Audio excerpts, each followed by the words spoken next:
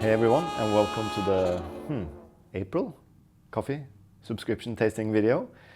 It's already April, but I'm recording this a little bit earlier because I'm traveling a little bit during this time because it's coffee harvest season. Today we're going to taste the 3 coffees we're sending out to all our subscribers around the world. Yes, we do ship with DHL around the world. It takes a couple of days maximum to the US. It takes 1 day to Tokyo, for instance. We also ship in Norway with Pakke Postkassen. It takes like 1 to 3 days, depending on where you are in Norway. And I choose the coffees every month. So that means I choose coffees that I think taste really good, that I want to share with you.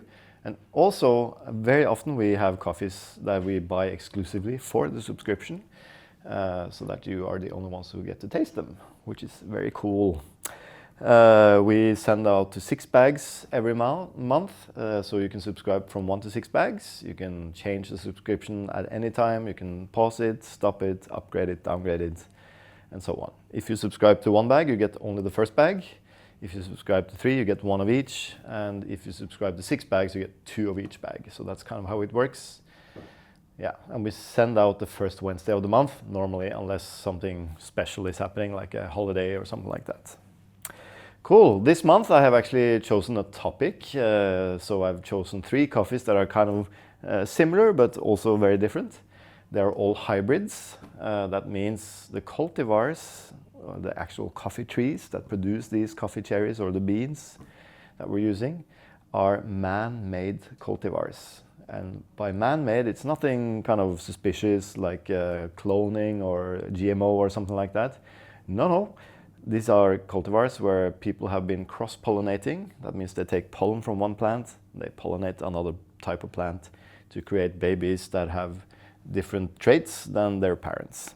So for instance, if you have a coffee tree that is very resistant against leaf rust, for instance, which is a fungus that attacks the trees. In this case, Hybrido de Timor. Hybrido de Timor is natural cross-pollination between Arabica and Robusta. And Robusta is a different species of coffee that has a lot of resistance against leaf rust. It likes to grow in lower altitudes, it produces a lot of coffee, and it's very resistant against disease. However, it doesn't taste great. It tastes very often like burnt popcorn, leather, earth, maize or corn. Not great. So Arabica is normally the one you choose for better quality, but they have different amounts of chromosomes, so it's hard to cross-pollinate them. But naturally in Timor, this cross-pollination happened.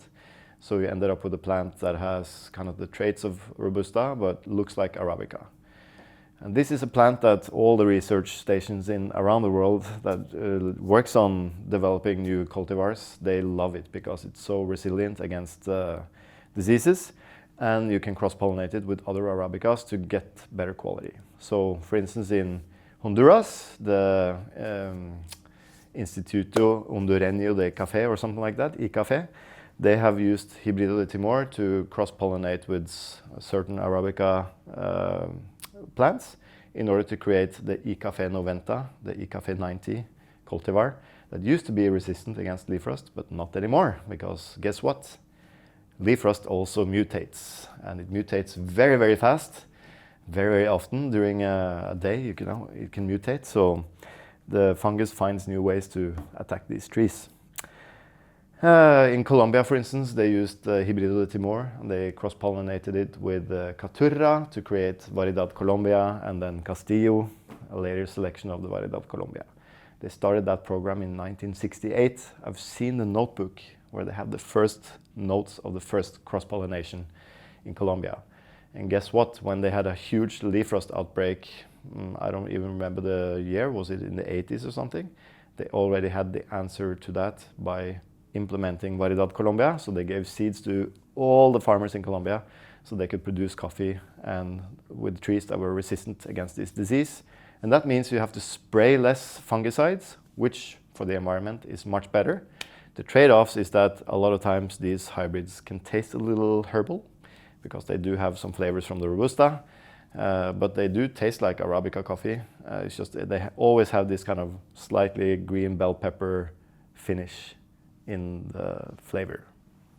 In Kenya, for instance, they have created Ruiru or Batian, and Batian, I have to say, two different hybrids that is also made in the same way, but with different parents. So each country has their kind of own version of their hybrid cultivars, and they're all made for the same purpose of disease resistance while maintaining good quality. But I have to say, for instance, in Colombia, a lot of people say, oh, Caturra is always better than Variedad Colombia. That's not true. Very often, the Variedad Colombia or Castillo from Tamana that we buy from outperforms the Caturra. And I think the main reason for that is every year the Caturra has problems with disease, so the trees are never healthy. Whereas the Variedad Colombia and Castillo rarely have problems with disease. They do have problems with leaf rust as well, but not as much as the Caturra. So it's easier to get a consistent quality with the hybrids, and that's why it normally can outperform the Caturra at Tamana. However, the very best Caturra I've ever tasted has always been better than any other hybrid cultivar I've tasted in Colombia. So there you have it. There are pros and cons and trade-offs, of course, but what I actually think is important is that we have a more sustainable growth of the coffee trees, less spraying of damaging fungicides, because you kill also the good beneficial fungus that is in the soil and everything. So I always suggest for farms to plant some hybrids and some of the older varieties so they have more than one leg to stand on, just in case they have an outbreak of leaf rust, because this is the total income for the farmer. And if you just say only plant Bourbon or something and they have a huge leaf rust outbreak, their whole income for that year is gone, and the trees don't recover until 2 years afterwards. So it's serious problems. Enough talk about hybrids. Now you know a little bit about it. If you want to learn more about these things, there are good sources for that, like the World Coffee Research. They do cross-border research on hybrids and resilience against diseases. And they have a variety catalog, they call it, online. So if you wonder anything about cultivars or varieties, as people call them, you can go there and read a little bit about the different types. For instance, Bourbon, Geisha, SL28, and so on. They're all listed there with the traits, if they're disease resistant or not, and what kind of qualities and where they're recommended to grow. Let's taste the coffees. A lot of talking. Okay, first coffee we're sending out. Let's taste it. Very nice, very sweet coffee. There's something about coffees from Finca El Puente in Honduras. They're so sweet. They're always a little herbal, in a good way, I think. They have a very good texture. This coffee has some florality that reminds me of violets. Not like jasmine or something like that, but violets. It's more like purple flowers. A little bit of purple fruits. A little bit of chocolate-based flavor. Very nice acidity, very kind of balanced, sweet, juicy coffee. This is a Batian, so a Kenyan hybrid, grown in Honduras, in Finca El Puente, but not anywhere at Finca El Puente. This is grown in a small forest below their wet mill. They call it the Tim Wendelbo project. You can learn more about it in the film we filmed in Honduras last year. Check that out on YouTube. But basically, I have a farm in Colombia called Finca El Suelo, where I've tried to grow coffee without fertilizer and fungicides and stuff. And one of the things that I did there was to grow very deep holes and compost stuff inside the hole before I planted the tree. And Marisabel and Moises, they took some inspiration from that, and they decided to try that secretly without letting me know in a small area close to their mill. And it's inside a forest, or semi-forest I would say. It's a place that haven't been touched. There's a lot of old shade trees growing there. So they just cleared the land underneath those trees and planted Batian cultivars. And they dug the deep holes, they did decomposting in the hole, and then they planted the tree. I think it was like 2 years later they told me, and they showed me the area. It looks absolutely amazing. You'll see it in the film. It's where we fly with a drone among the trees, and yeah, it looks fantastic. This place on the farm, we're also testing the biological agricultural techniques together with biophilia. So in some years, we will see hopefully some good results from there, both in quantity and quality, but we'll have to see now. This is from the first harvest from this project, so it's the first time I taste the coffee myself. Whether it's different from the other Batian they grow, too early to say, I think. These are very young trees. The other Batian are a little bit older. We'll see in a few years if it's different. Is it a good coffee? Definitely. So this is a shade-grown Batian. The trees are planted a little bit wider apart. I think it's like 2.5 meter by 2.5 meter underneath shades. Never been fertilized. It's only organic. They use their own pulp that they decompose to fertilize. Hasn't been sprayed. So treated in an organic way, but it's not certified or anything. So we're not allowed to call it organic. Yeah, it's just grown by nature. Tastes very, very nice, I have to say. Violets, a little bit of chocolate, a little bit of kind of mild fruit, some dried fruit there, and very juicy coffee.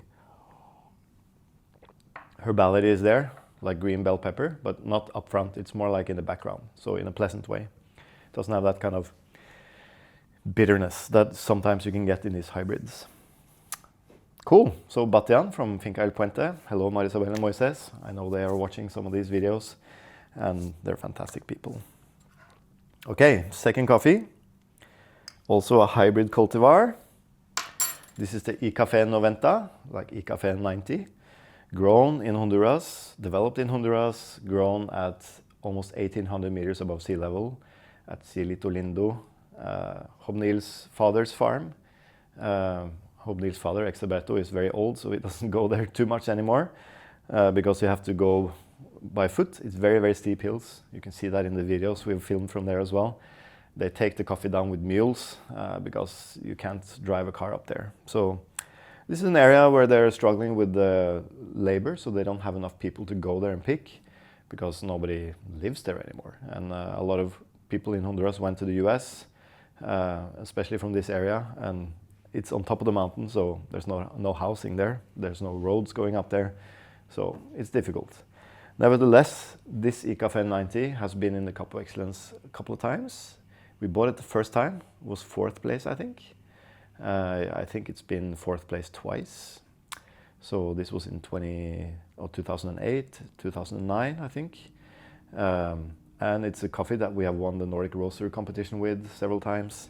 It's a very, very nice coffee, despite that it is a hybrid. And normally when I cup Icafe 90 coffees in Honduras, they are very herbal. They almost taste like weeds, you know, like ugh. But this is a very fruity and nice, juicy coffee. Yes, I love this coffee.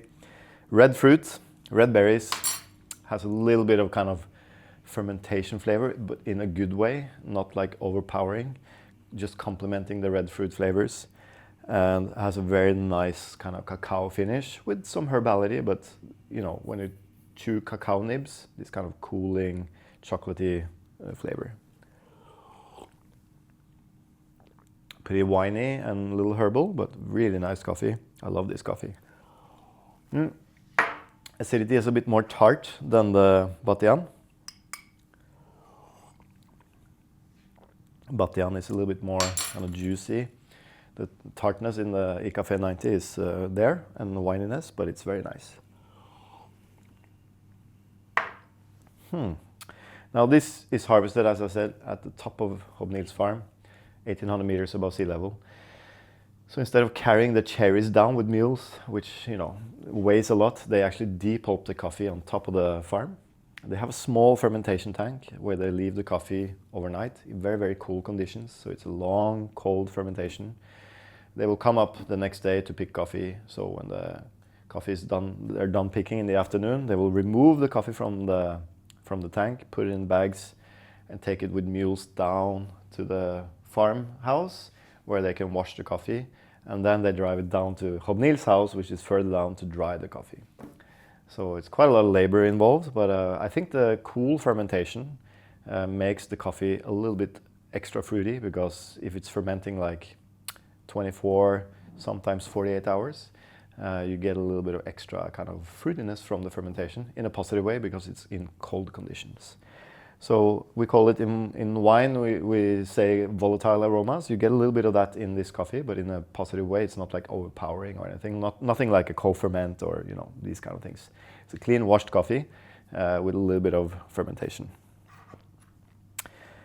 Okay, so the last coffee is also a hybrid coffee, but a very, very different coffee from the first two. First two are from Honduras. The last one is from Finca Tamana, you guessed it right, in Colombia. Our dear friend Elias Roa and Beani Sanchez grew this coffee.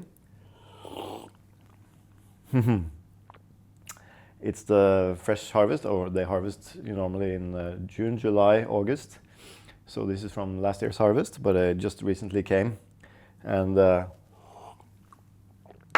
it's tasting really fresh, like almost a little green because it's fresh. But it's Castillo. It has a little bit more of this kind of marzipan flavor, I would say. Some delicate stone fruit in there, but predominantly marzipan, chocolate, a little bit of fruits. Yeah, stone fruit. Quite juicy and also quite herbal, but I kind of like this herbality. It's because it's mixed with a little bit of fruitiness and very sweet. It kind of reminds me of very like fresh, when I, kind of like when you eat apples and they're like sour apples in Norway that are really ripe, or sour pears or something like that. Super nice. They have a little bit of greenness to them, but also a lot of acidity and fruit flavor. And so clean. High acidity. So these are one of the Castillo lots we bought. We normally separate, or Elias and Beani, they separate every daily picking. Last year we went through, I think, close to 100 samples when we were cupping there. And then we select each daily picking that we like. And then if they have the same moisture content, we will blend them together because they taste more or less the same. We just want to do that in order to remove if there are any problems with like phenol or mold. And last year it was raining a lot during the harvest. Every single day it was pouring down, so they have trouble with drying coffees. So we went through a lot of lots that actually were moldy because the coffee just didn't dry efficiently. So you can get mold on the coffee. So I think we rejected maybe 10 to 20 lots just based on that. And then the other ones that were clean were of course okay. So this is of course some of the cleaner ones.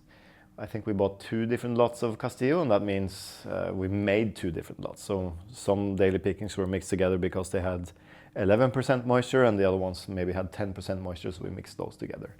We tend to use the ones with high moisture first because if there's more moisture in the green beans, the coffees tend to fade a little bit faster.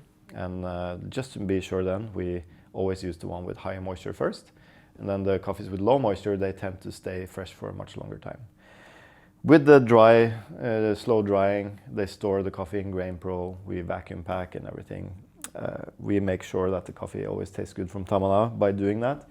And I haven't really had any woody or baggy coffees from Tamana in many years. And actually we did a cupping, we had, I think it was the same year as COVID, we had a little roasting workshop here for other roasters where we cupped 3 different harvests from Tamana. That means 3 years apart. And nobody could tell the difference between the harvests, and that was pretty incredible. Normally, if you do that with any other farm, you would say, oh, this is terribly woody and the other one tastes fresh. But yeah, it works with the slow drying and storage in Grain Pro and in cool conditions and all these things. I think the work pays off. Cool. Those are the 3 coffees we're sending out. It's the Batian from the Timuelvo coffee project at Finca El Puente. We have the Icafe 90 from the top of Hobnil's farms, 1,800 meters above sea level in Honduras. And then from Colombia, the Castillo from Elias and Beani. We have made videos that we published on YouTube last year from all of these places. So if you want to learn more about them, check those videos out. They're beautifully filmed by Håkon, who's standing behind the camera now. And yeah, I think it's nice to know a little bit about the backstory of the producers. It makes, at least for me, it makes the coffee taste a little bit better. Until then, hope you will watch those videos, and I hope to see you in May. Hopefully we'll have some fresh crop coffees then. If not, I'll make sure to send out some really nice coffees for you.